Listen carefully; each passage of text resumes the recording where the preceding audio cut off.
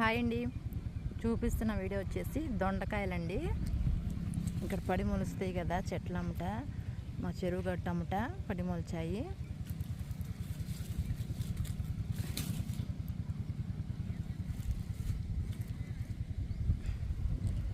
కూరకి పనికొస్తాయి అనుకోమాకండి, చేదు దొండకాయ అండి.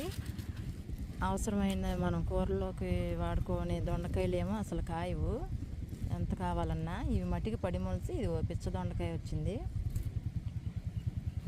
ఇదంతా అదే, మొత్తం దొండపందిరే, ఇదంతా దొండపాదే అల్లుకుపోయి ఉందండి.